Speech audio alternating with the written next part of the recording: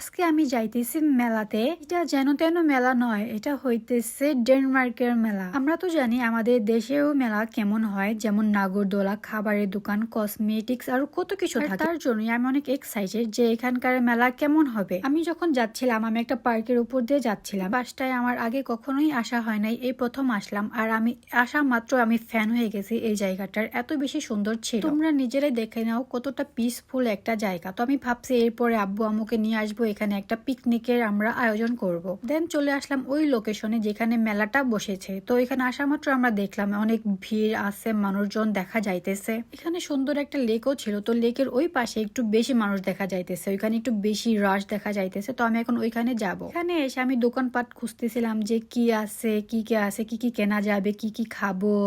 So এগুলো আমি দেখতেছিলাম। ফার্স্টে একটা দোকানে গেলাম, যে জিজ্ঞাসা করলাম যে এখানে এগুলোর দাম কত। ভাই, এখানে একটা প্লাস পয়েন্ট আছে অনেক ভালো, যে জিনিসটা আমার ভালো লাগছে ওইটা হইতেছে এখানে কোনো খাবারের দাম নাই, সব ফ্রিতে। আর এখানে অনেক বাচ্চারা আছে যারা মার্শমেলো খাইতেছিল। তো আমি ভাবছি মার্শমেলো আমি পরে খাবো। আর এখানে আমি দেখতেছিলাম যে কোন দোকান আছে যেগুলো আমি কিনতে পারবো। আমি কয়েকটা দোকানে গেছি, এখন সব দোকানেই বলতেছে যে না, সবকিছু ফ্রি, এইখানে টাকা দিয়ে কোনো কিচ্ছু কেনা লাগবে না, সবকিছু তুমি ফ্রিতে খাইতে পারবা। তো আমি ভাবতেছি আমি এখন কি খাবো। তো এরকম একটা দোকান আমি দেখতেছিলাম, যে দোকান থেকে আমি কিছু খাবো। আমি যখন দোকান খুঁজছিলাম, আমি দেখলাম একটা হাঁস এভাবে উল্টা হয়ে গোসল করতেছে না কি করতেছে আমি জানি না, হাঁসটা কিভাবে গোসল করে কিনা আমি জানি না। তো এখানে একটা বাচ্চা আর ফ্যামিলি যাইতেছিল, ওরা এটা দেখে হাসতেছিল। পরে এখানে আকাশটা পুরো মেঘলা হয়ে গেছে, আর এখানে অনেকেই বোট চালাইতেছিল। তো আমি দোকান খুঁজতেছি যে আমি কি খাবো, সব দোকানে আমি তাকায় তাকায় দেখতেছি কোন দোকানে কি বানাইতেছে। এন্ড দেন আমি আমার একটা ফেভারিট দোকান পেয়ে গেলাম, কেকের দোকান। তো এখানে আমার এই ফ্রুট কাপ কেক গুলা দেখে অনেক ডিলিশিয়াস মনে হইতেছিল, তাই আমি একটা ফ্রুট কাপ কেক নিয়ে নিচ্ছি। তারপরে আমি মজা মজা করে কাপ কেকটা খাইলাম। এই কাপ কেকটা খাইতে অনেক বেশি মজা ছিল। আর আমি পরে আরেকটা কেক নিয়েছিলাম, চকলেট কেক, সাথে নিয়েছিলাম একটু জুস। তো আমি ফ্রিতে এখানে দিতেছে, আর আমরা বাঙালি, আমরা ফ্রিতে জিনিসগুলা বেশি বেশি খাবো না, তা কি কখনো হয়। তারপর আমি একটা নিয়ে নিলাম এই চকলেট কেক। এই চকলেট কেকটাও খাইতে অনেক বেশি মজা ছিল। আর আমার পাশে যে সুন্দরী বুড়ি দুইটা বসে আছে, এই দুইটা বুড়ি এত বেশি কথা বলে ভাই, একটার পর একটা কোয়েশ্চেন করতেই ছিল আমার, এই তুমি কোন দেশে, কত বছর ধরে ডেনমার্ক থাকো, এইটা ওইটা, কে কে থাকে ফ্যামিলিতে, কোন সিটিতে থাকো, ব্লা ব্লা ব্লা। কেক খাওয়ার পরে একটু বের হয়েছে, আবার দেখতে কি যেখানে কি কি আছে। এখানে দেখলাম বাচ্চারা খেলতেছে, এখানে ফটোশুট করতেছে, মানে যার যেটা মন চায়।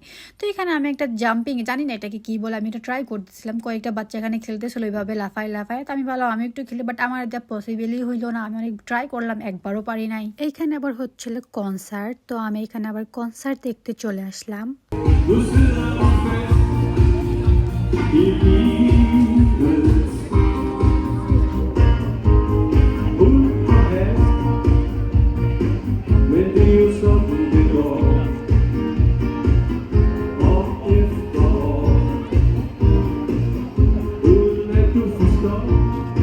এখানে অনেক মানুষ ছিল যারা এখানে বসে বসে কনসার্ট এনজয় করছিল। কনসার্ট দেখার পরে দেখলাম এখানে অনেক লম্বা একটা লাইন লাগছে। কাছে এসে দেখি এখানে আবার ফ্রিতে খাবার দিচ্ছিল, জ্যাম, আর একটা হইতেছে প্যানকেকের মতো।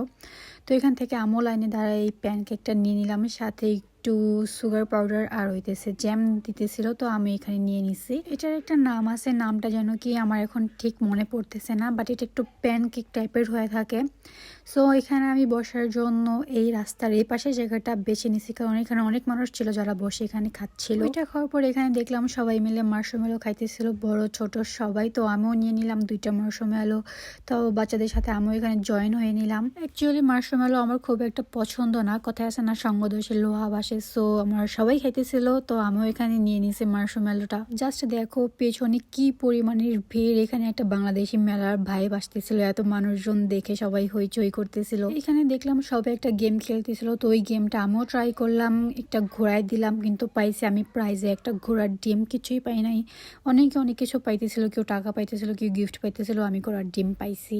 যখন এখানে এন্ট্রি নিছিলাম তখনই দেখছি যে মানুষজন বোট চালাইতেছিল। তো তখন আমি ঠিক করছি আমিও আজকে বোট চালাবো, কারণ আমি কখনো আগে বোট চালাই নাই। সাধারণ একটা বোট চালানোর জন্য মানুষ এত বড় বড় লাইন এখানে লাগাই রাখছিল, কি আর করার, আমিও লাইনে দাঁড়াইছিলাম পুরো আধা ঘন্টা পর এখন আমার বাড়ি আসে বোট চালানোর।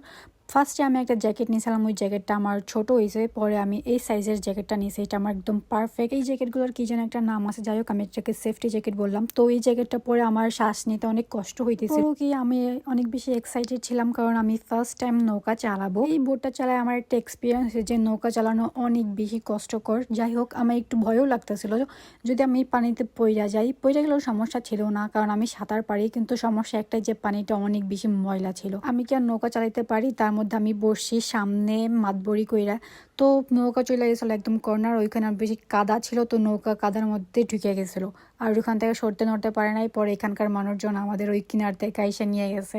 অনেক বেশি পানি ছিল গাইস।